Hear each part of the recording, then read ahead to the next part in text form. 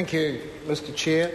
I wanted to just talk for a moment about Clause 106, which, as laid out in the clause, relates to effectively providing some provisional tax relief in the super city transition in Auckland. And I have a question which arises, which perhaps the Minister and the Chair or her learned colleague, the Minister of Defence, may be able to assist with. I don't think any member of the House would have any difficulty about transitional tax relief being provided in the amalgamation of local authorities in Auckland into one council, when effectively what we're seeing is an arrangement where there's an acknowledgement of debt entered into by the council in relation to assets held by effectively another arm of the council. That's a wholly appropriate thing.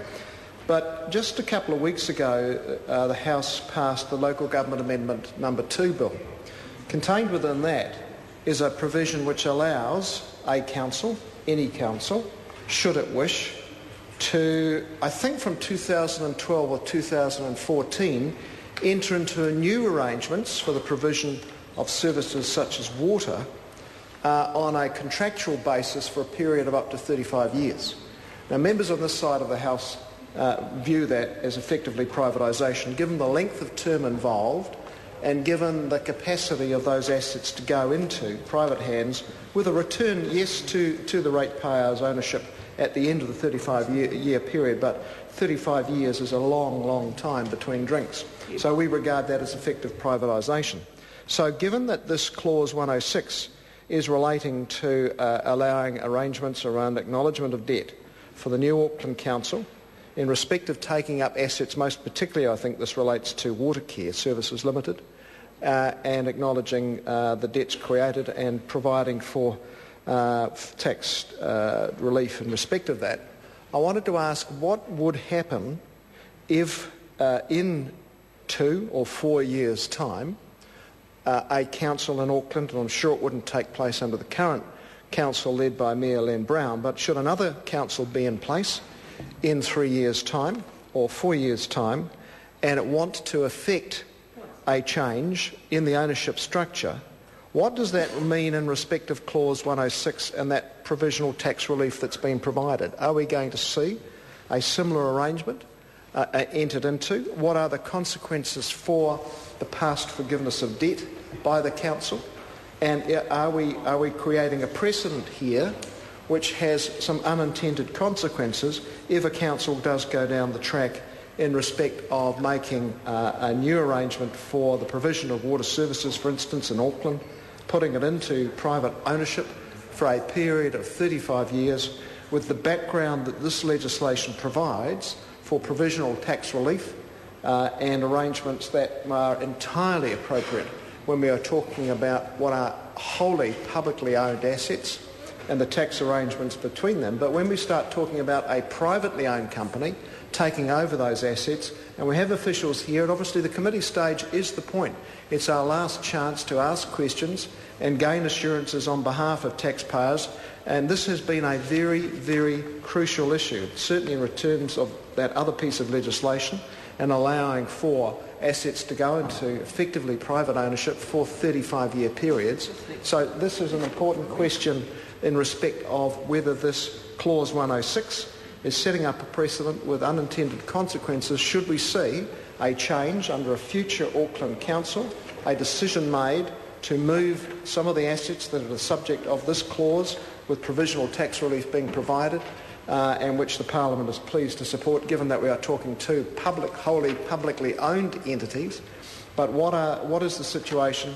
And I would ask the Minister, please, to invite the officials to give her a brief, or the Minister from the North Shore with a keen interest in Auckland issues, to give us an answer, because I think that's a very important point at this time as we go through the final stages of this bill coming into law, the last chance to get some clarity around whether there is, coming from this bill, some unintended consequences. Because we obviously have a lot of occasions when we go from a council operating with just publicly owned entities and doing deals with people outside the ambit of ratepayer-held assets. And I'm thinking in my own city of Christchurch, A couple of years ago, the Christchurch City Council provided a $17 million loan to a property developer. Mr Chair, a $17 million loan was provided to a property developer called one Dave Henderson, and just in recent weeks, that property developer has gone bust. And obviously they were using ratepayer funds to effectively bail out a property developer, and it raised a great deal of concern in Christchurch. I can tell the House that without any qualms whatsoever. Dave Henderson is a close friend of the Minister for Local Government, Rodney Hyde. Very close friend. They publicly described each other as being close friends. And obviously there are concerns that arise when a council is able to provide sweetheart deals to the private sector using ratepayers' money. And I understand in respect of that issue, in fact, not only did Mr Henderson get $17 million in ratepayers' money, he didn't pay the GST on the deal back to the taxpayer.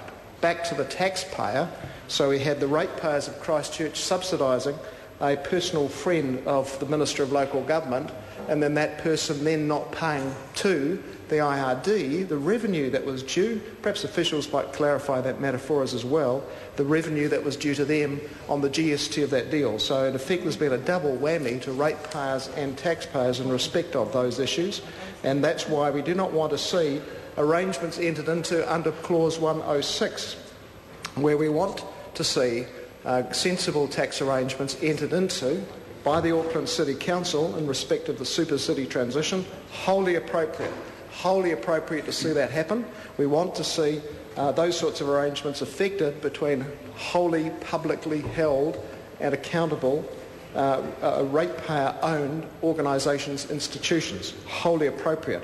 But when we go down the track, as Local Government Amendment number 2 bill does, of providing for entering into contracts which effectively privatise such important assets and utilities as water supplies for 35 years, I think the House demands to know whether this clause has any ramifications for those kind of long-term, actually intergenerational arrangements. 35 years is an intergeneration, across generations, and I think that the people of New Zealand would like to know if we are setting ourselves any precedent there.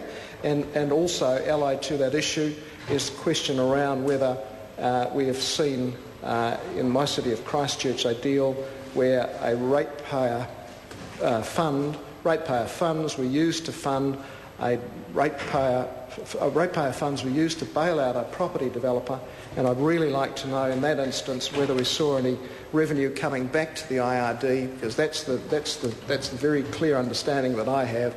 Not only did the ratepayers of Christchurch fund a property developer's bailout in the wake of the crash, that property developer having now gone bust, not only did we fund him through that period to the tune of $17 million, that the IRD revenue base has now not received the GST it was owed on the $17 million paid by the ratepayers of Christchurch to Dave Henderson. I think that's an important issue that deserves some clarity as we progress through the final stages of this, the local government, the Taxation, GST and Remedial Matters Bill. And Clause 106, which provides for provisional tax relief in the super city transition. We've got a very good mayor in Auckland under Len Brown. Cannot see any possibility that we would see those currently publicly held assets in water care going into private hands, which are at the heart of this clause. But I think the House deserves some assurance from the officials to the Minister that there is not any precedent set by this in respect of if those assets are later transferred into private ownership, what are the tax ramifications that we are setting in place with this clause 106 this afternoon. 106 obviously providing for tax arrangements which are basically neutral in respect of the debt that's being picked up by the new Auckland City Council as it absorbs the assets of water care. Wholly appropriate arrangement but I think the House deserves to know the answers to those questions that I posed tonight as we're here in the final stages of this, the committee stages of this important bill. This is a very important clause. It may have some ramifications that are truly long-term, and I think the House deserves to have an answer to those questions this afternoon. Chairman. Honourable Trevor Member. Chairman, thank you for the